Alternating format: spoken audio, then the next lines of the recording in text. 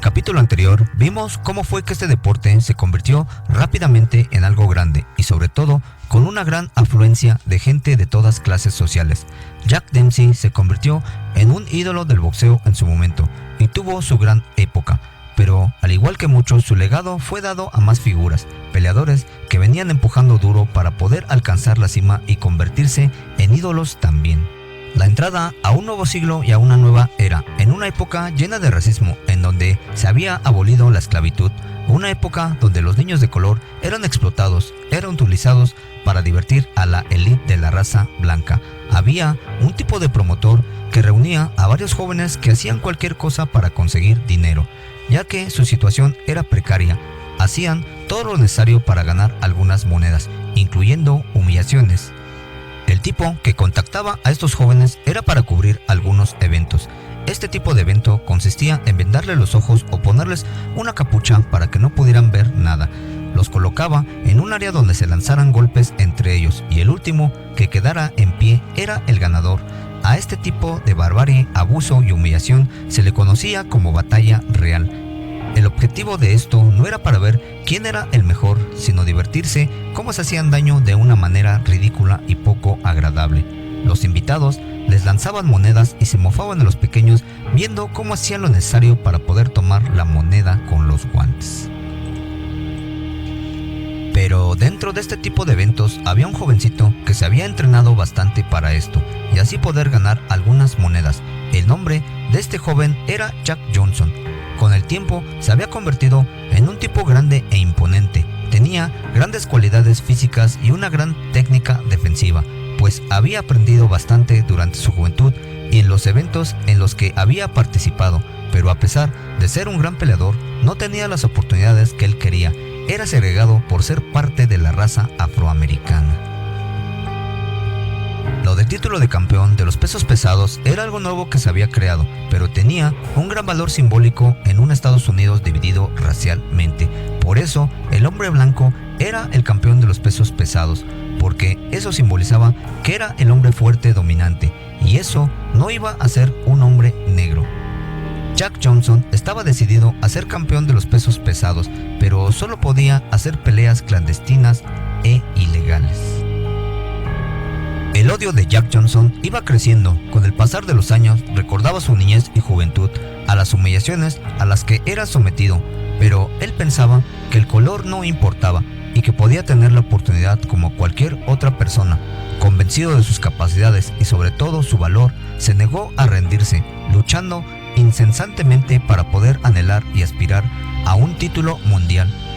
Jack Johnson pelearía durante 8 años derrotando a cualquier oponente que se había cruzado en su camino, convirtiéndose en campeón nacional. Pero Johnson no solo quería el título nacional, en su mente quería ser el campeón mundial de los pesos pesados, pero la sociedad no podía soportar la idea de que hubiese un campeón negro. Pero Johnson era inteligente y vio la oportunidad de verse coronar cuando el campeón blanco Tommy Burns fue de gira al extranjero. Lo siguió hasta Australia y lo retó. Lejos de Estados Unidos no hubo ningún impedimento en que se pudiese dar la pelea. Burns aceptaría la pelea, pues le habían ofrecido la suma de $30,000 y la oportunidad de demostrar que el hombre blanco era el campeón y superior a un hombre negro. El estadio tenía un lleno total con un poco más de 20,000 personas. El evento se había vendido tanto que la prensa, radio y televisión habían acudido hasta Sydney. Here's Tommy Burns getting himself into the best shape of his entire career. Tommy knows that this is going to be the fight of his life.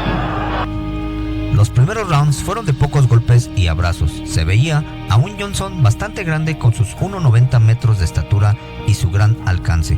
Aprovechaba la ventaja física que tenía.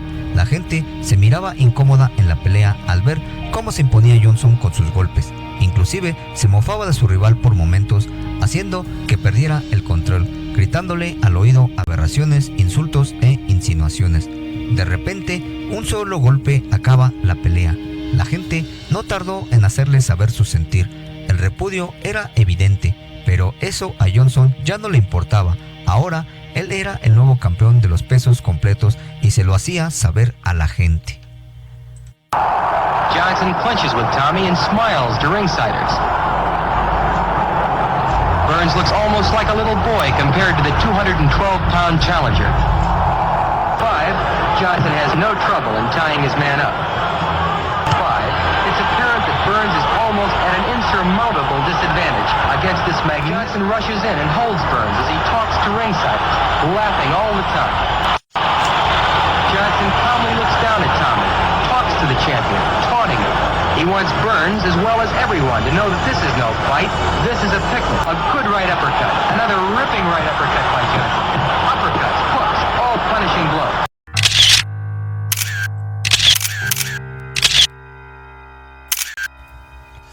La gente se había sentido incómoda por la forma en que Johnson había dominado toda la pelea. Johnson mostraba una soberbia y superioridad. Ahora, él se consideraba el hombre más fuerte y dominante, pues utilizaba la campaña de los campeones blancos anteriormente. Jack Johnson por fin tenía lo que había anhelado desde que era un pequeño: fama y fortuna. Llevaba su vida de una manera extravagante con todos sus lujos, lucía sus nuevos trajes y carros. El pueblo norteamericano no veía muy bien que el campeón de los pesos completos fuese un hombre negro, y sobre todo, que él se diera un estilo de vida con tanta arrogancia y alarde. Por si no fuera poco, Johnson se había casado con una mujer blanca, pues tenía una fascinación por ellas, algo que la sociedad no veía muy bien, pues era una época de segregación y poco tolerable. El racismo se había hecho presente, la prensa y algunos medios hicieron todo lo necesario para poder derrotar a Jack Johnson, haciendo una campaña donde si eras un hombre blanco grande y fuerte, tenía la oportunidad de vencer a un hombre negro, llamando a esta campaña la Gran Esperanza Blanca. Era tan absurda la propaganda que tenía como fin regresar ese título de campeón a la raza blanca, diciendo que tenían que derrotar a ese mal llamado campeón Jack Johnson. Y es así como surgiría el nombre de Jim Jeffries, un campeón blanco retirado que hacía caso a la campaña de una guerra entre blancos y negros. La promoción y el morbo iban creciendo. Varios empresarios adinerados, prensa escrita y radio habían logrado reunir a mucho público para poder asistir al gran combate. Habían conseguido una gran taquilla con esta propaganda. El legendario promotor Tex Rickard había conseguido vender los derechos de la pelea exclusivos para un filme con el título La lucha del siglo. Esto había causado grandes disturbios raciales entre las comunidades blancas y negras. Pero esto era parte de la estrategia para poder generar grandes entradas. Los empresarios habían logrado conseguir una de las taquillas más grandes hasta ese momento, de $1 millón, con el eslogan de Jeffries la esperanza blanca y Johnson la esperanza negra. El boxeo se estaba convirtiendo en un gran negocio implacable. Johnson sabía que esta era su oportunidad de demostrar que era el mejor boxeador de peso completo. Sabía que la atención y los ojos de mucho público estaban puestos en él, así que no perdió la oportunidad de demostrar su gran poderío, humillando y derrotando a Jim Jeffries sin ningún problema. Johnson no era como los peleadores del pasado. Su estatura y peso eran sorprendentes, tenía una maestría defensiva y sus golpes eran brutales. Jeffries realmente no tenía ninguna oportunidad ante Johnson. Sus golpes solo se quedaban en el aire, mientras Johnson solo jugaba con él, amarrándole, gritándole cosas al oído. Johnson podría terminar la pelea cuando él quisiera, y para muestra enviaba a la lona a Jeffries con tremendos golpes. La regla de aquel entonces no impedía que el rival se quedara al lado de su oponente para poder seguir castigando. Era triste ver a un campeón como Jeffries en la lona, hasta que finalmente Jeffries queda colgado de la cuerda en el round número 15, con una imagen que quedaría para la historia. Los escritores deportivos y en su mayoría la prensa blanca habían quedado atónitos. Esto había causado disturbios raciales en la mayor parte de los Estados Unidos. La película que había sido filmada estuvo vetada durante 5 años. Era prohibido la proyección de algunas imágenes.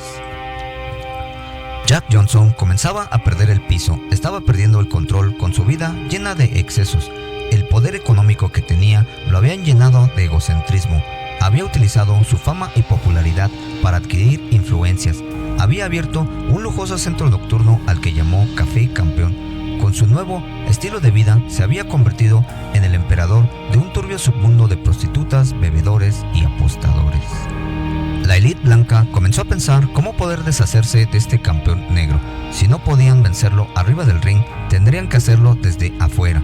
El gobierno de los Estados Unidos había visto en lo que se había convertido Johnson. En base a investigaciones, se había descubierto que había tráfico de prostitutas por todo el estado, así que por algunas cuestiones de la ley se le harían cargos de inmoralidad.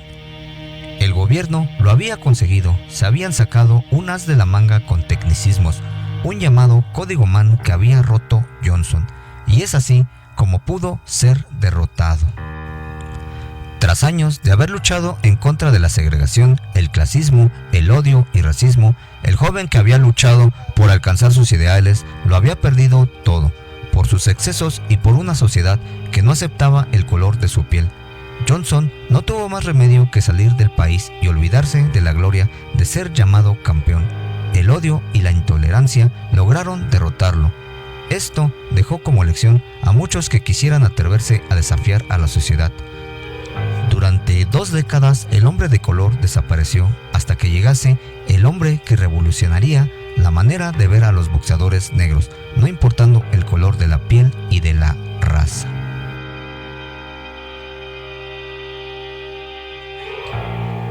Pero de eso hablaremos en el siguiente capítulo de la historia de la mafia y corrupción en el boxeo.